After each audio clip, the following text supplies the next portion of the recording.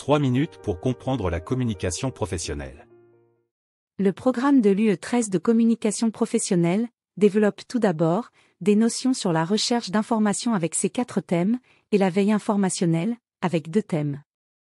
Nous avons imaginé, pour chacun d'eux, les questions qui pourraient être posées le jour de l'oral. Et les réponses attendues, bien sûr.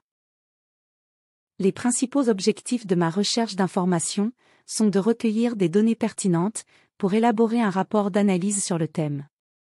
Les contraintes techniques incluent l'accès limité à certaines bases de données spécialisées et la compatibilité des formats de fichiers. Financièrement, je dois respecter un budget strict qui limite l'achat de publications payantes. Enfin, je dispose d'un délai, ce qui nécessite une gestion efficace du temps. Voici un exemple de différentes sources d'informations, documents internes, bibliothèques, banques de données, sites web.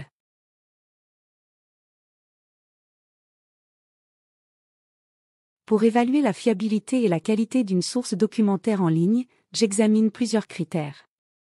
L'auteur, la date, l'objectivité, l'exactitude et la pertinence. Bien sûr, il existe des moteurs de recherche tels que Google, Bing, en utilisant des mots-clés ou des filtres, tels que la date de publication, le type de document et la langue.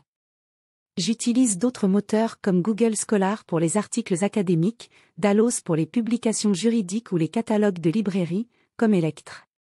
Mais aujourd'hui, les progrès de l'intelligence artificielle sont étonnants et sont de plus en plus intégrés dans les outils de recherche.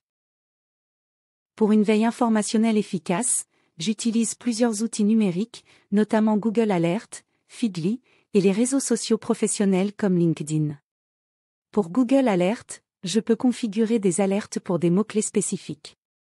Feedly permet d'organiser des flux par catégorie et suivre facilement les dernières mises à jour. Enfin, je rejoins des groupes LinkedIn pour suivre des leaders d'opinion et des entreprises influentes dans mon domaine. Pour constituer et maintenir à jour une documentation professionnelle, je procède en plusieurs étapes. La collecte d'informations en recueillant des informations pertinentes, auprès de diverses sources, comme des rapports internes, des études de marché, des articles académiques et des retours d'expérience. Ensuite, j'organise ces informations en utilisant des logiciels de gestion documentaire. Après, je catégorise les documents par sujet, date et type de document pour faciliter la recherche et l'accès rapide. Ne pas oublier la mise à jour régulière, en établissant un calendrier de révision. Enfin, j'encourage la collaboration au sein de l'équipe, en utilisant des outils pour partager des mises à jour et des nouvelles informations. Retrouve tous les clips sur www.3minutes.online.